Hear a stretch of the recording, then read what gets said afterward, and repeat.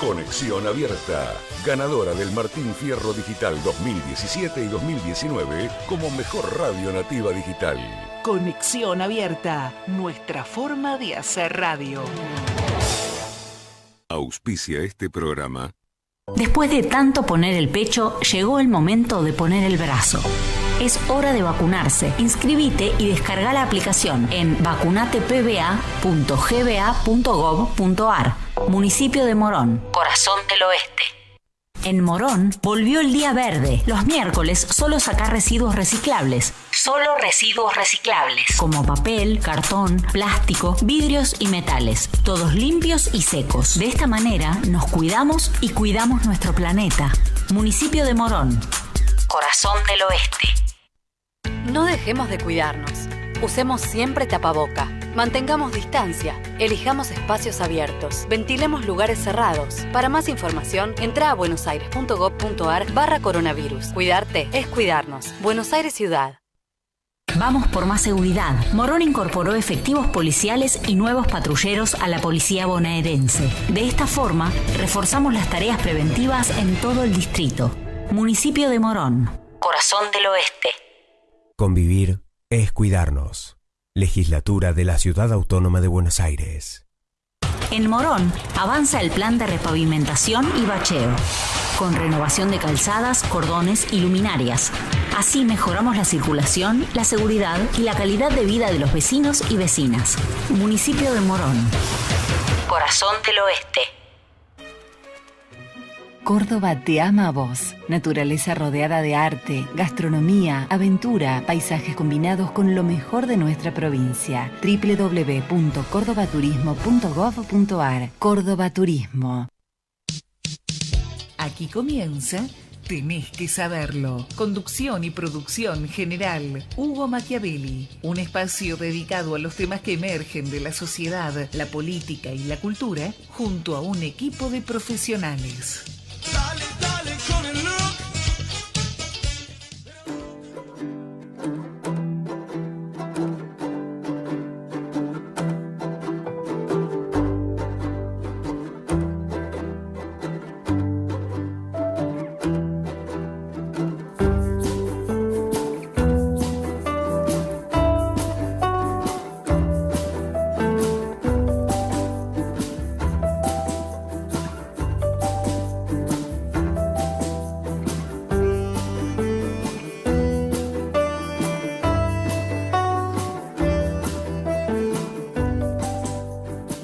Buenas tardes, bienvenidos a otra emisión de Tenés que Saberlo, aquí por Conexión Abierta, por supuesto. Gracias a todo este maravilloso equipo, Adrián Di Sanso, Daniela Ferrín, por parte de la radio, Lobos y Corderos en la producción de este programa, Estefanía Machiavelli, Brandon Machiavelli.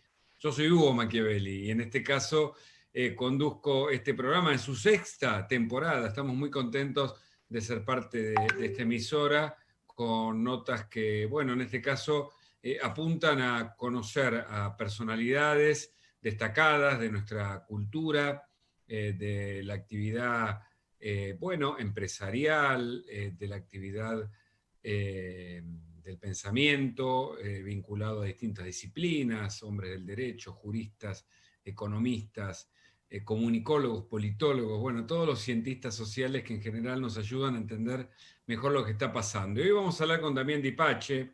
Damián es un joven, yo digo economista, pero en realidad repasando su currículum, él estudió la misma carrera que estudié yo, donde soy profesor hoy en la Universidad de Buenos Aires, en la Facultad de Ciencias Sociales, en la carrera de Ciencia de la Comunicación, y después estudió comunicación comunitaria y también planeamiento y administración estratégica en el Centro de Posgrados de la Facultad de Ciencias Económicas de la UBA.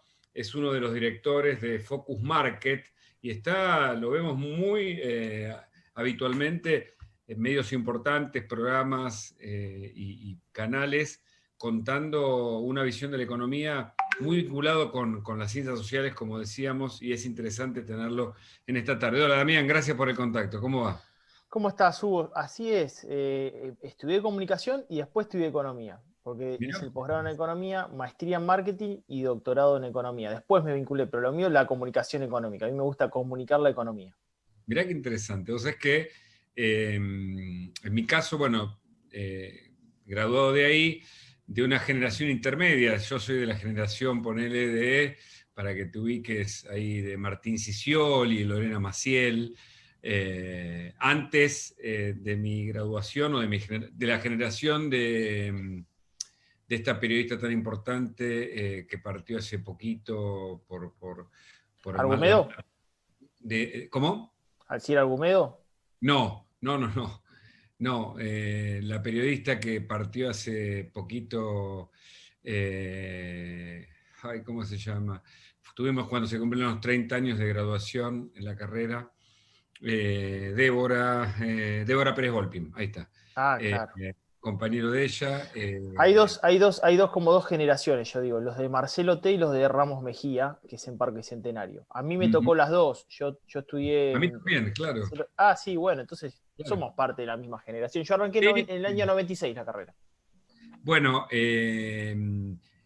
yo empecé en Marcelo T y terminé en la sede de Parque Centenario.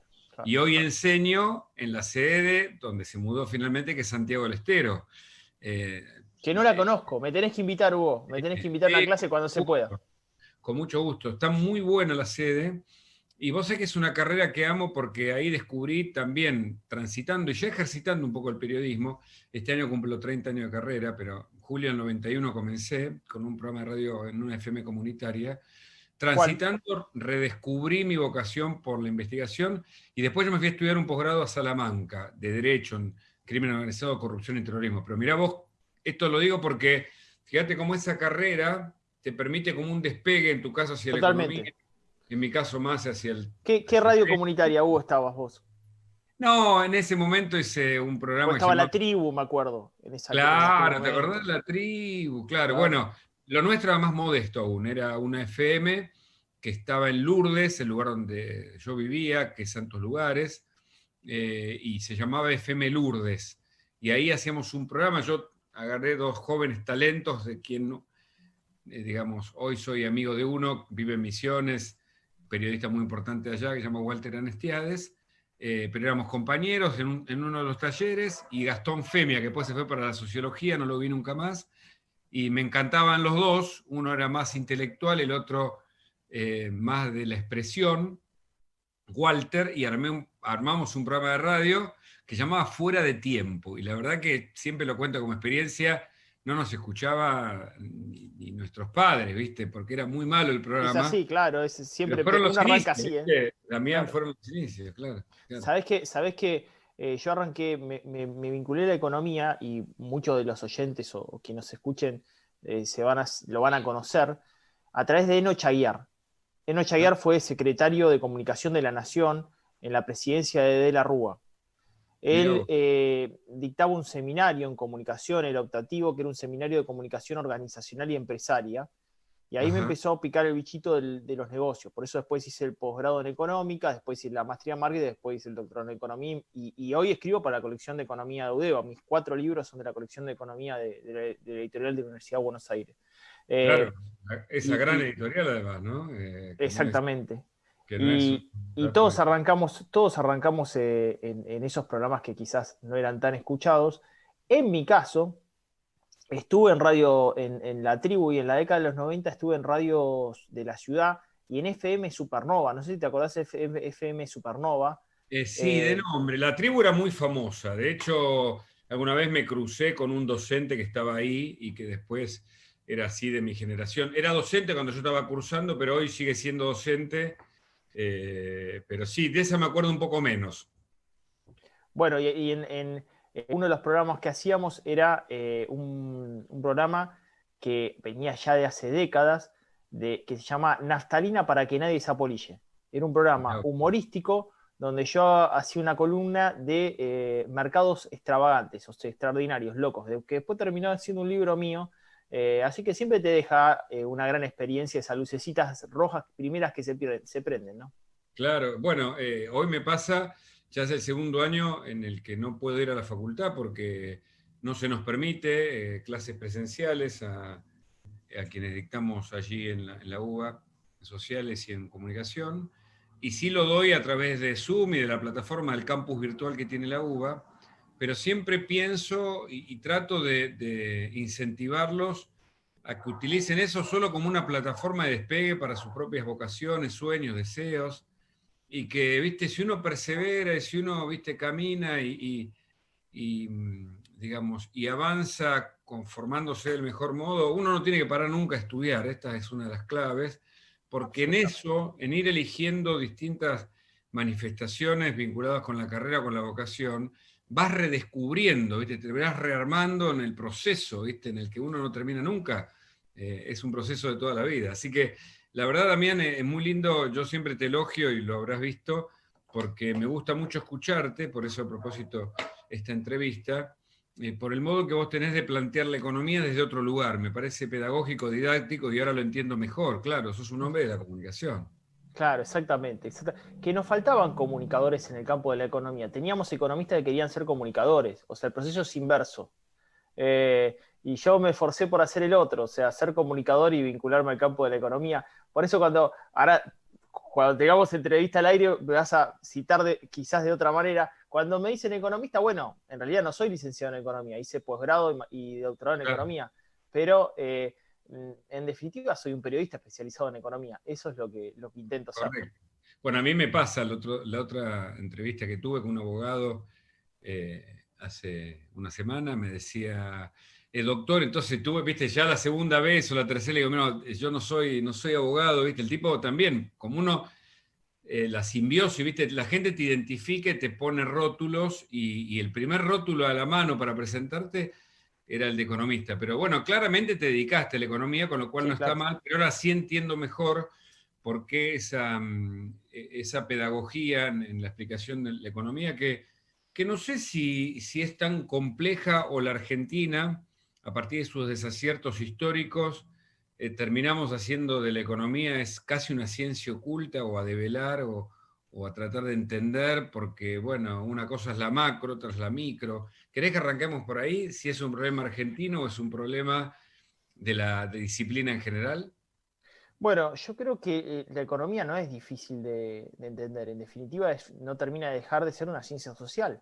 La economía nosotros la cargamos de número, de matemática, de álgebra, digamos, de mucha sistematización de datos, pero en definitiva tiene que ver con el comportamiento social. El otro día yo estaba haciendo una columna para Infobae y decía que si realmente la economía argentina, arranco la nota mostrando que una persona que hoy tiene más de 60 años, el 38% de su tiempo, de su vida, lo pasó en recesión. Pero si tenés 10 años, el 60% de tu vida lo pasaste en recesión. Quiere decir que la nueva generación está peor que la anterior. Y que yo lo que decía es, si la economía, como a veces escucho decir en los medios, se está transformando en una profecía autocumplida.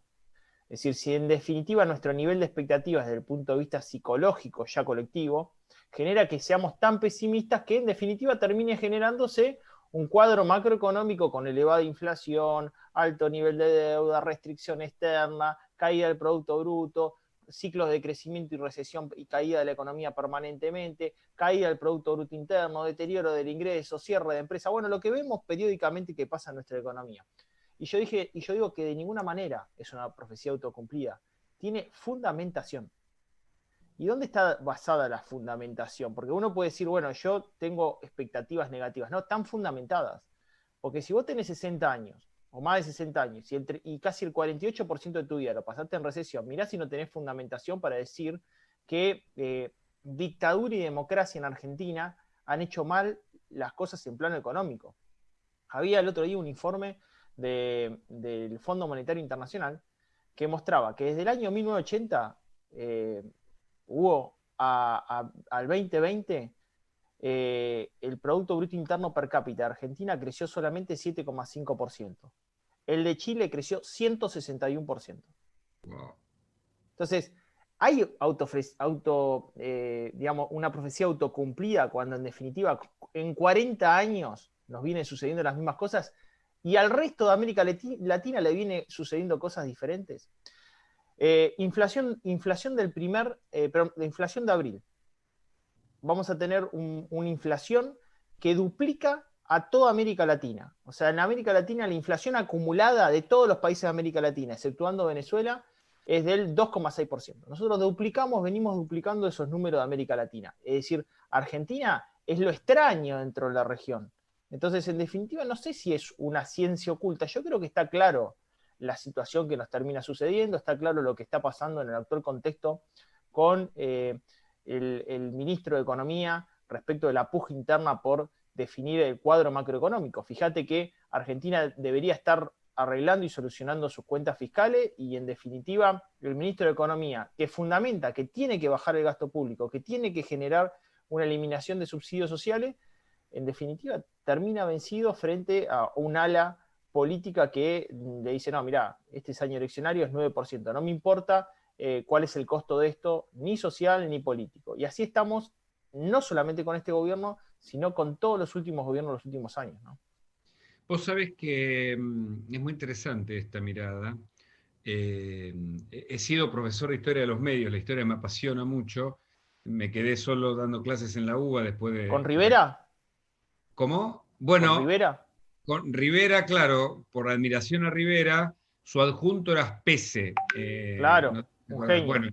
Bueno, entonces Pese me convocó a ser su adjunto, él era titular de la cátedra, pero en la Universidad Nacional de La Matanza. Claro. Allí estuve como adjunto de Pese, que fue discípulo de Rivera, a quien admiré, por cierto, tengo sus apuntes, y me gusta mucho la historia porque me parece que explica bien el presente, y me gusta la historia económica para hablar con quienes saben, porque en todo caso, como te decía recién, el otro día hablé con un abogado muy importante, se llama Jorge Grip, un hombre de los medios también, que escribió un poco sobre las historias de la pandemia, pero en vinculación con episodios históricos. Y me decía, el problema argentino, y ahí la pregunta, es un problema de génesis. La Argentina nace casi como un país de contrabando. Y esa génesis es, de algún modo, en una de esas, una profecía autocumplida. Es decir, hemos construido una identidad, le agregaría yo, por momentos falsa, ¿no? Ese país que... 4 países, los ricos, los pobres, escribió el premio Nobel, vos me recordarás el apellido, que después fue premio Nobel de Economía, Japón, que no teniendo nada lo tiene todo, y Argentina, que teniéndolo todo no tiene nada, digamos. Somos un extraño caso de autoboicot, constructiva permanente, porque todo el tiempo estamos construyendo, viste que se habla de la construcción permanente de nuestras acciones y de nuestra vida, estamos construyendo nuestra propia trampa, ¿no? Armando nuestra propia cárcel. ¿Cuál sería la explicación, Damián, si es posible darla, ¿no? Yo creo que desde el punto de vista de la construcción cultural de la Argentina, por lo menos en los últimos años, creo que independientemente del signo político se fue construyendo una burguesía política con interés económico más que ideal político. Y esto lo he visto tanto en el proceso de la dictadura como en el proceso de democracia, porque muchos dicen, bueno, la dictadura fue mala, la democracia también. De hecho, fíjate que en democracia, vos pasaste, en el año 1971 tenías, 72 tenías 4% de pobreza en Argentina. En 1982 terminaste con 22% de pobres, y ahora estás con 42%. Entonces, evidentemente, la construcción de esa élite política en el proceso de democracia se ha ido alternando, pero en realidad reconstruyendo un aparato estatal enorme, donde la calidad de servicio que presta es muy, pero muy mediocre, y además ha generado una caída de los incentivos a la producción en nuestro país enorme. Entonces digo, ¿qué es lo que nos está pasando como sociedad? Bueno, nos está pasando como sociedad que en definitiva lo que yo vi, ¿no? Que el valor al trabajo, el valor al esfuerzo, en el campo de la política también se ha perdido. Nadie está pensando llegar a la política para quedarse un periodo. Está pensando para quedarse toda la vida. Claro, y cuando una persona en el sector privado emprende, no está emprendiendo para toda la vida. Ni vos ni yo tenemos el futuro asegurado en el sector privado. A nosotros en algún momento nos cuelgan el teléfono, no nos llaman más y nos quedamos sin laburo. Eso en el sector público no está pasando. Claro. Incluso aquel que termina su ciclo político sigue trabajando en la política. Entonces, se han cambiado de foco los intereses.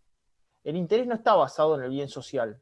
Y ahí decía, vale explicación, no está basado en el bien social, sino que está basado en un bien colectivo de unos pocos que en definitiva terminan administrando el Estado. Y esas políticas públicas no están enfocadas en lograr que la base social tenga un futuro, un crecimiento y oportunidades en nuestro país. Si no, reitero, no tendríamos 4% de pobres en 1972, pasamos al 22% y un 42%. Se ha visto todo el proceso inverso a lo que nos han prometido. Y te estoy hablando 50 años, ¿no? Muchos dicen, bueno, la gran decadencia comenzó con el peronismo. ¿Sabes que el otro día estaba compartiendo un video, año 1953, Perón en la Casa Rosada, y llamando al pueblo argentino a que iban a castigar a aquellos que subían los precios? También el Estado emitía rolete. Entonces el pueblo le gritaba a Perón, leña, leña, leña, que le peguen a los que en definitiva subían los precios. Y Perón le dice al pueblo argentino, en aquel discurso en la Casa Rosada, que los iban a perseguir, los iban a castigar y iban a volver con el fardo de alambre de púa bajo el brazo. 1953. ¿Hemos aprendido algo? ¿Hemos aprendido algo? Con otros medios, pero son las mismas prácticas.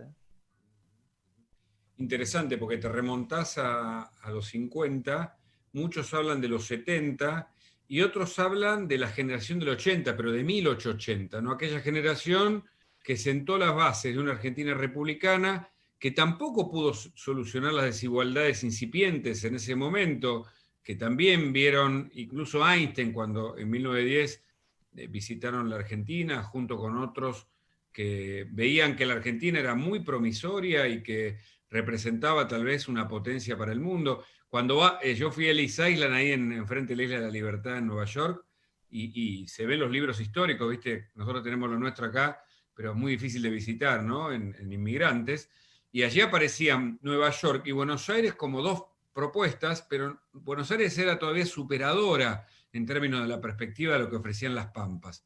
Ahora, todo lo contrario pasó. Entonces, ¿por qué te parece que estamos en ese sentido incluso peor que países de la región que han logrado superar esta instancia? ¿Será un problema ideológico acaso?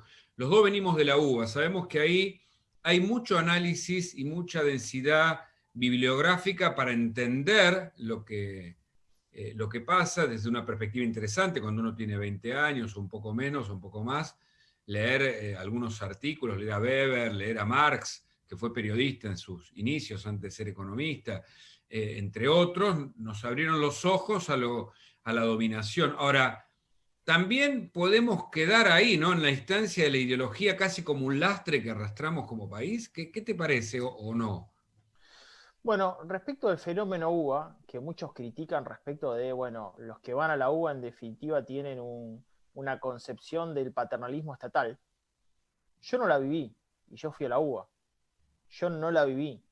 Es más, yo tengo una concepción crítica de la intervención del Estado en la economía.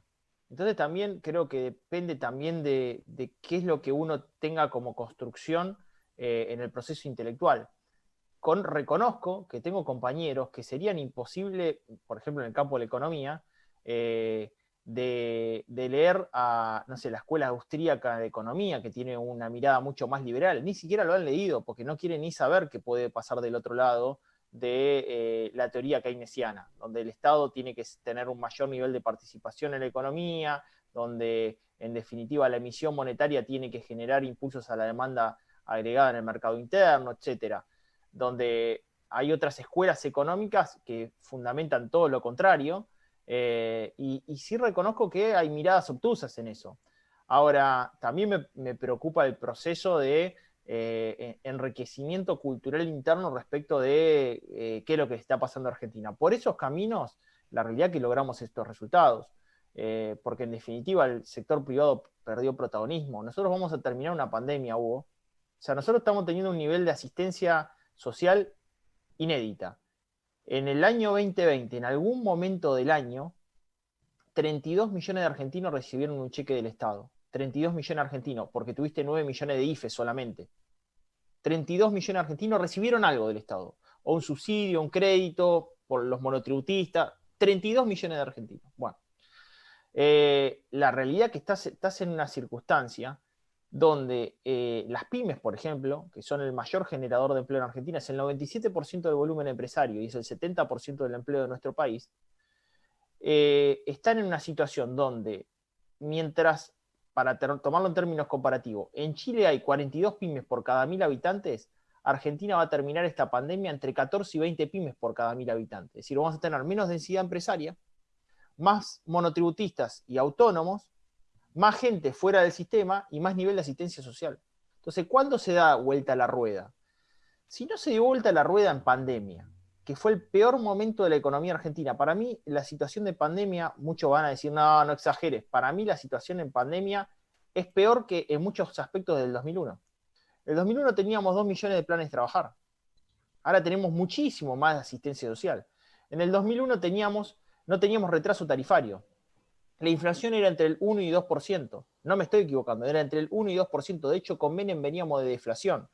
En aquel momento, vos tenías superávit fiscal y superávit comercial. Lograbas los dos superávit gemelos. O sea, tenías un horizonte. O sea, estamos mal, decías en el año 2002, 2003, pero tenías un horizonte de decir, no, ¿para qué? Yo creo que esto va a cambiar. Se puede subir, digamos, la montaña, ¿no? Había terreno para escalar. ¿Y la pobreza cómo estaba por esos años, de paso que recordamos los datos? Bueno, la pobreza sí había ascendido, estaba peor. La pobreza había superado el 50%. Pero ¿qué pasa? Bajó rápidamente porque el proceso de recuperación había mucha expectativa. ¿No te acordás en aquel momento que cualquiera quería emprender en Argentina? Fue el furor del emprendimiento, el furor de la reapertura de comercio. Cuando llega Kirchner en el 2003, recordémosle a la gente, además, con una soja... con lo que pasó con los commodities, con expectativa social en ese gobierno, Kirchner construye y después desaprovecha un capital que la gente le entrega, un capital político que adquiere, y que las primeras políticas con un Estado que parecía que iba a ser moderado, después termina siendo clientelar y multiplicado, como pasa con la causa de la obra pública. Perdóname que te hago ese paréntesis. Cuando se plantea el juicio de la obra pública, digo como metáfora de lo que también es la Argentina en términos de corrupción, en la lectura donde estaba Cristina Fernández del inicio de ese juicio, me acuerdo porque estuve presente, cuentan que a Lázaro Báez o a las empresas de Báez durante la época de Kirchner le dieron 10 y cuando vino Cristina le dieron 15, entre comillas, ¿no? Digamos. Es decir que eso que pasó en el desvío de fondos públicos, empresas de Báez, con corrupción, de capitalismo de amigos, también terminó siendo una de las caras de lo que pasó en el gobierno kirchnerista, que hoy ya es un vicio, digamos, ¿no? Sí, y de hecho yo creo que recibió Kirchner un cuadro de herencia. El otro día lo publicaba yo en la columna de Infobae. Viste que está el famoso libro de Kicillof de Smith a Keynes, y yo decía... en definitiva que a mí me parecía que Argentina debía revisar qué había pasado de Remeslenikov a Guzmán. Porque Remeslenikov deja un tipo de cambio al momento de hoy de 152 pesos, el oficial. O sea, si vos querés comparar hoy el tipo de cambio oficial, mayorista es 93 pesos. Remeslenikov le deja un dólar de 152 pesos. ¿Sabés la competitividad que era Argentina? Volaba Argentina en competitividad externa. Por lo cual logró el superávit comercial, logró el superávit fiscal. Menem le dejó un gasto público respecto del producto muy bajo. Estábamos con un gasto público respecto del producto del orden del 25-27%. Terminó superando el 40%. Y hoy, después terminó superando el 40%. Macri, durante la gestión Macri lo logran bajar y ahora vuelta a recorrido ascendente respecto de la participación del gasto público respecto del producto. ¿Y eso con qué se paga? Bueno, se está pagando con una alta carga impositiva. Yo creo que en la pandemia, y ahí está el factor de no ves horizonte, vos tenés que la clase media y clase de socioeconómico a nivel alto que paga impuestos en Argentina siente que no hay horizonte, porque es tan la carga impositiva que aquello que uno pueda llegar a emprender sabe que el riesgo es enorme, que está viendo que sus pares tienen que cerrar. Entonces, en aquel momento eso no sucedía. Vos no tenías una carga tributaria tan alta, tan elevada, que genere un cierre respecto de la expectativa de crecimiento futuro en tu negocio. Hoy sí veo que no hay horizonte. Entonces yo digo, el gobierno tiene que generar un camino de horizonte que yo en este momento no lo veo. Y vuelvo a la pregunta inicial. Si no se dio en pandemia, Hugo, ¿cuándo se va a dar? Si la pandemia no nos sirvió como eje vector para generar todos los cambios que había que generar, decir, muchacho, hagamos de esto un borrón y cuenta nueva, y fíjate que se hizo borrón y el ajuste fue el sector privado. Volvió a los hogares y volvió a las empresas. No se generó un ajuste sobre el sector público. Claro, qué importante lo que decís. Es decir, que de nuevo somos una ciudadanía transformada en clientes por un Estado que lo único que hace es asistir, y de ese modo se garantiza ganar elecciones, pero de ahí a las salidas posibles no hay soluciones, al menos inmediatas. Vos sabés que hablando con gente, bueno, uno habla con fuentes del gobierno y fuentes de la oposición. Larreta es uno de los candidatos claramente con mayor posibilidad de competirle a un candidato que pueda surgir del kirchnerismo o del actual gobierno. Pero Larreta, analizando esto por las fuentes de su alrededor, dice que si no es capaz de hacer un buen gobierno por lo económico, es decir, para no repetir lo de Macri, que no pudo solucionar lo económico, prefiere no postularse finalmente. Y entonces ahí va la pregunta. ¿Es posible, digamos, la Argentina es susceptible de cambios que permitan un futuro distinto a lo que estamos viendo bajo este lineamiento, o no? Sí que es posible, pero entiendo que aquellos países, tengo una visión desarrollista de la economía. Si vos me decís, Damián, decime de todo esto que tuvimos, lo mejor que te gustó, no lo viví. Porque para mí lo mejor que yo intenté ver dentro de lo que podía ser mi línea fue Frondizi. Yo soy desarrollista. Ahora, el desarrollismo en Argentina es para la corrupción. ¿Tampoco lo viste? ¿Vos de qué clase sos? No, claro, yo nací en el 77. O sea, yo no lo viví. Yo lo estudié profundamente. Lo estudiaste, pero tampoco, digamos, lo estudiaste y viste representantes de ese gobierno, que algunos están todavía, ¿no? Digo, o ya cada vez menos, pero muchos son desarrollistas de aquella idea. El padre de Larreta era desarrollista. Claro. El padre de Larreta era desarrollista. De hecho, militó en el MIB, que era el movimiento desarrollista. Exactamente. Y vos decís, el desarrollismo acá en Argentina está frustrado. ¿Por qué? Porque esa coalición política ha generado desarrollo para el capitalismo amigos. ¿Qué implica el desarrollismo para que la gente entienda? Bueno, seleccionar sector estratégico de la economía y intensificar esos sectores con asistencia, subsidios o grados de bajar impuestos, incentivos, bajar impuestos a esos sectores, traer inversiones extranjeras directas. En aquel momento el desarrollismo frondicista implicó que los sectores estratégicos para él eran la madera, el plástico, la siderurgia, la metalmecánica. Bueno, y de hecho construyó la industria blanca, el petróleo, la energía era fundamental. Él en las elecciones había dicho que no iba a generar una capacidad de producción de petróleo en forma autónoma e independiente, y después se terminó convenciendo que era imposible y que había que llamar a la inversión extranjera directa. Era fundamental para desarrollar la explotación de YPF. Fue un desarrollo de Frondizi. Pero vos fijate que con el desarrollismo que hicimos en Argentina, corrupción y corrupción y corrupción. ¿Por qué? Seleccionamos el sector y se lo damos a un amigo. Che, mirá, ya tengo este crédito, voy a bajar impuesto acá, te lo doy a vos para que lo explotes. Empoderamos a los pibes villeros, la asociación que utilizaba la Tupac Amaru para hacer las viviendas que nunca hizo, o a Sueños Compartidos de los Joclender, a través de Madre de Plaza de Mayo. ¿Me entendés lo que te quiero decir? O sea, seleccionás no sectores, sino, no sectores empresarios o económicos, sino que seleccionás amigos que te den de alguna manera una retribución de ese. Entonces es imposible desarrollar un país. ¿Qué pasó los países que lograron crecer en el tiempo? A mí me gusta mucho el caso de Corea del Sur. Ajá. Porque Corea del Sur me parece que es el ejemplo a seguir en este siguiente punto. Corea del Sur primero fue un país muy pobre,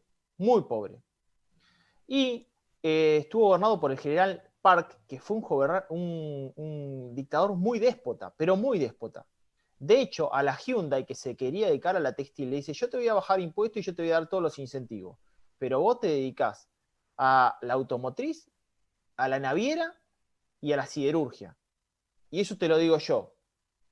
Y vos fijate que Hyundai después termina lo que logra Corea del Sur con esos incentivos de tener un dictador déspota, pero que generó los incentivos correspondientes, termina desarrollando chips, porque logró un crecimiento eslabonado de diferentes sectores hasta lograr sector de servicio de economía del conocimiento. Llegó a lograr eso.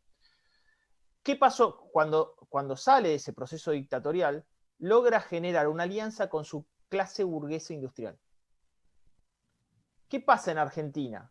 Para nosotros el industrial o el empresario es mala palabra. Hugo, no hay una coalición donde decir: che, vamos a sentarnos y vamos para adelante, y ustedes les tienen que ir mejor, y por si a ustedes le van mejor, los que se sumen le van a ir mejor. Claro. No. Nosotros expulsamos los Galperín. Si viene Elon Musk acá, o qué sé yo, o Bill Gates, o no sé, lo expulsamos o le cobramos impuestos, le hacemos un bloqueo. Este es el problema de fondo. Es cultural. Pero ¿me entendés? Nosotros no nos aliamos con la clase que produce acá. Nosotros es nuestro gran enemigo.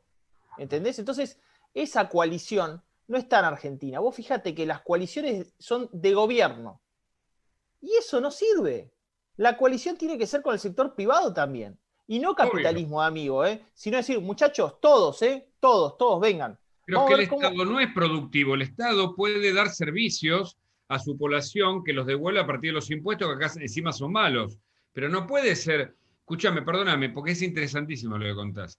El otro día quedó en nuestra memoria, mandamos un abrazo a la familia del exministro Meoni, que murió, el ministro de Transporte, en el accidente allí cerca de Junín. Pero mucha gente agradecía que le había dado un empleo público. Y este es el peronismo, este es el gran problema. Digo, el peronismo también hay su sector del radicalismo, no sé, de Juntos por el Cambio, pero utilizar al Estado, digamos, sea el avión o sea el empleo para conseguir aliados, nos lleva a la ruina, es decir, nos estamos comiendo entre nosotros, ¿no? Claro, pero vos fíjate, me gusta este punto para analizar la economía.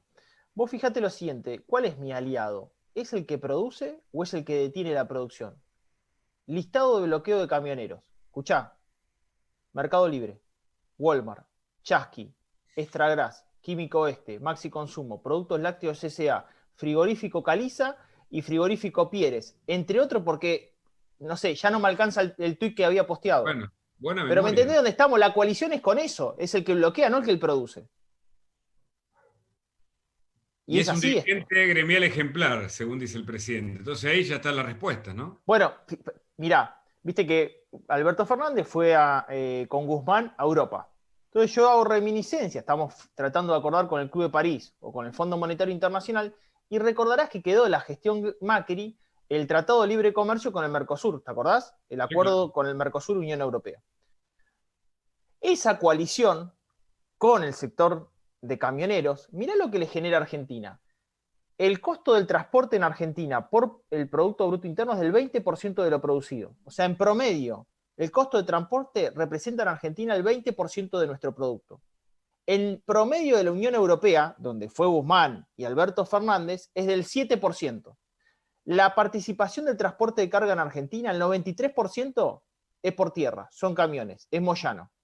Si vos ves el costo por tonelada por kilómetro, el camión por tonelada nos cuesta 0,07 centavos de dólar. Si transportaríamos por barco, que Argentina tiene todas las posibilidades, ya por océano, por río, es de 0,01. Están cambiados todos los incentivos, Hugo. Y si fuera por tren, también es mucho más barato. Más premiado está. Que fue desarticulado los trenes, ¿no? Los trenes también se usan para la carga en Estados Unidos, en México incluso, en países más Bueno, modernos, en Europa, de, ¿no? de hecho, eso fue algo que venía de la gestión de Menem. Macri intentó con el plan Belgrano, eso también quedó frustrado, y es verdad, la carga en tren es del 0,04 centavos de dólar por tonelada, o sea, la mitad de lo que te cuesta camiones, ¿no? Claro. Claro, le decimos a la gente, yo soy un amante del ferrocarril, toda mi familia fue ferroviaria en distintos gremios, fraternidad, unión ferroviaria, pero un tren transporta 1.500 toneladas, es decir, son 15 vagones, o sea, son 15 camiones, por decirte, ¿no? Claro. Entonces, mirá la diferencia, es obviamente el flete es mucho más económico. Che, realmente es muy interesante hablar con vos. Una reflexión final, a ver, para los que nos escuchan, ¿qué Argentina vislumbrás en los próximos años? Vislumbro una Argentina muy complicada de no haber cambios. Si vos me decís hoy estoy en una etapa donde el horizonte no lo veo bien, voy a ser sincero, y te lo voy a fundamentar con datos, con muchas fuentes. Si tomo un estudio del IERAL, haciendo las cosas medianamente bien, en el año 2024 vamos a recuperar el Producto Bruto Interno del año 2017, que fue el único año que creció la economía durante la gestión Macri. O sea que al año 24 vamos a retroceder 7 años, para que la gente sepa dónde estamos parados. Y yo me decís, ¿qué va a pasar en el año 2024, Hugo? Argentina tiene que honrar la deuda que comprometió este gobierno con los acreedores externos. Justamente hay que empezar a pagarla en el 2024. Pero posiblemente, y estamos en proceso de negociación, también tengamos que empezar a pagarle al Fondo Monetario Internacional y al Club de París. Es decir, la carga de deuda argentina para ese momento es muy pero muy alta. Y yo no veo que en estos años de gobierno Argentina tenga un crecimiento sostenido y genere las bases para poder tener una salida realmente honrosa y con crecimiento sostenido en el tiempo. No lo veo. ¿Por qué? Porque se ha aplazado y tirado el monstruo de la laguna para adelante, pero en algún momento de vuelta el monstruo va a aparecer, que es el default en Argentina, porque no se han generado las bases correspondientes para un crecimiento sostenible, para una baja de la inflación como corresponde, que genere incentivos a la producción. No se ha tratado la reforma tributaria, no se ha tratado la reforma laboral, y los incentivos están en una coalición política de gobierno y una coalición política con ciertos referentes que obstruyen el proceso de crecimiento en Argentina, como te dije hoy, por lo menos para mí, desde hace 40, 50 años. Y es generacional, para muchos lo que pasa en las próximas elecciones implican que el kirchnerismo pueda sobrevivir, sobre todo por lo malo, y pensemos en alguna cosa buena, pero tendría que remontarme el primer gobierno de Néstor Kirchner, o no, y termina el kirchnerismo, y tal vez la Argentina, no sé con qué fuerza vinculada con ese sector más populista o su antagonista puedan tener un espacio. ¿Qué ves ahí? Yo hoy no veo una coalición de gobierno fuerte, digamos, una oposición, una alianza fuerte como para poder ganarle a ese proceso. Creo que Macri perdió una oportunidad histórica, le ganó por un punto a ese gobierno kirchnerista. Y vos me decís, la realidad que veo una capa social muy necesitada, que en definitiva cuando vos tenés tal nivel de asistencia, termina convencida de que es mejor eso antes que nada. Y eso en definitiva también es clientelar. Y creo que al momento de emitir un voto, la necesidad está frente a cualquier posibilidad de poder pensar una Argentina diferente.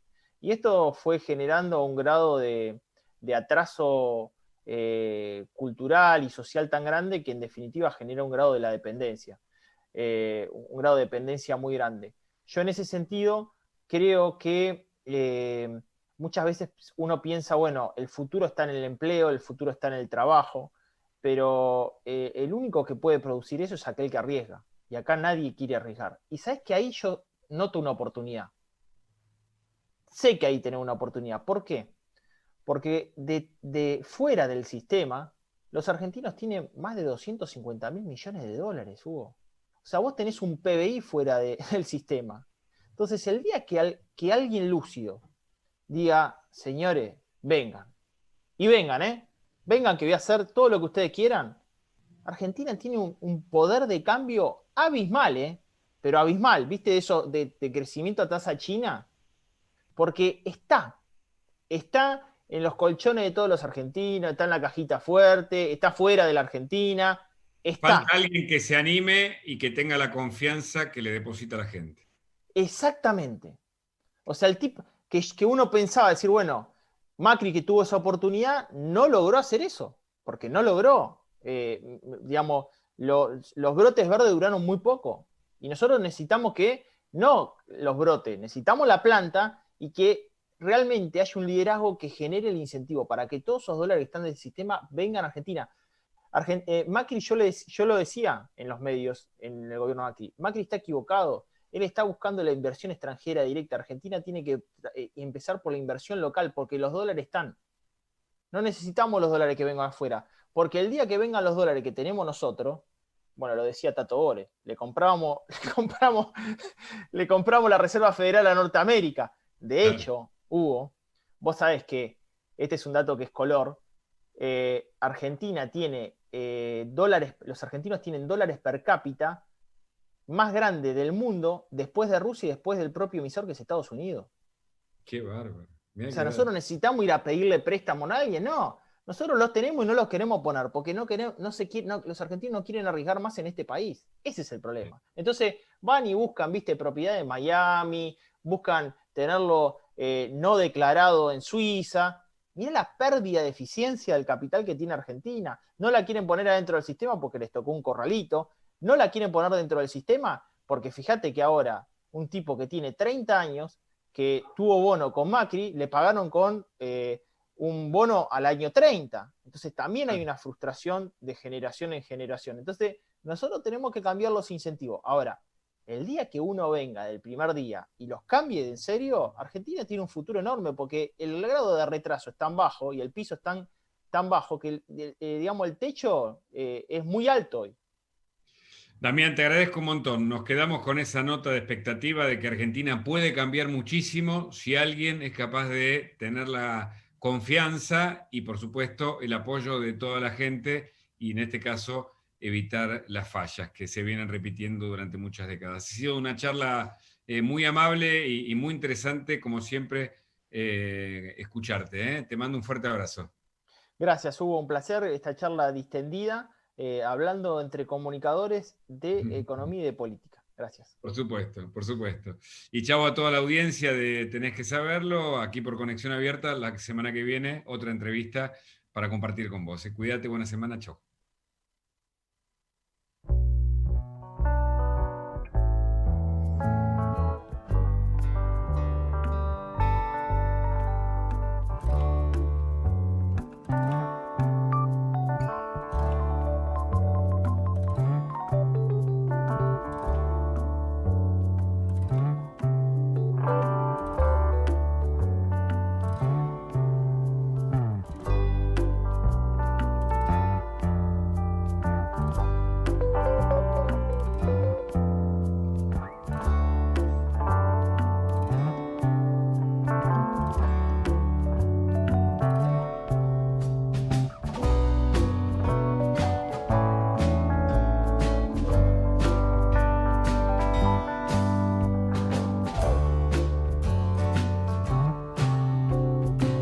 Estás escuchando Tenés que Saberlo.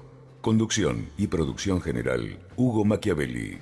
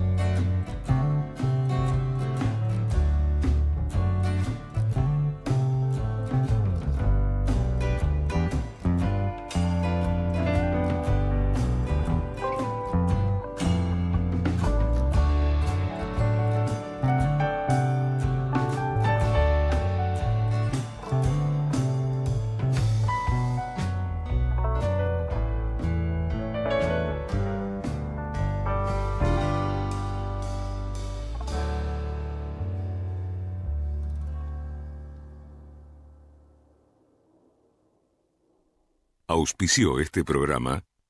Después de tanto poner el pecho, llegó el momento de poner el brazo. Es hora de vacunarse. Inscribite y descarga la aplicación en vacunatepba.gba.gov.ar. Municipio de Morón, Corazón del Oeste. No dejemos de cuidarnos. Usemos siempre tapaboca. Mantengamos distancia. Elijamos espacios abiertos. Ventilemos lugares cerrados. Para más información, entra a buenosaires.gov.ar/coronavirus. Cuidarte es cuidarnos. Buenos Aires Ciudad. En Morón avanza el plan de repavimentación y bacheo, con renovación de calzadas, cordones y luminarias. Así mejoramos la circulación, la seguridad y la calidad de vida de los vecinos y vecinas. Municipio de Morón, Corazón del Oeste. Convivir es cuidarnos. Legislatura de la Ciudad Autónoma de Buenos Aires. En Morón volvió el día verde. Los miércoles solo sacar residuos reciclables. Solo residuos reciclables. Como papel, cartón, plástico, vidrios y metales. Todos limpios y secos. De esta manera nos cuidamos y cuidamos nuestro planeta. Municipio de Morón, Corazón del Oeste. Córdoba te ama a vos. Naturaleza rodeada de arte, gastronomía, aventura, paisajes combinados con lo mejor de nuestra provincia. www.cordobaturismo.gov.ar. Córdoba Turismo. Vamos por más seguridad. Morón incorporó efectivos policiales y nuevos patrulleros a la policía bonaerense. De esta forma, reforzamos las tareas preventivas en todo el distrito. Municipio de Morón, Corazón del Oeste.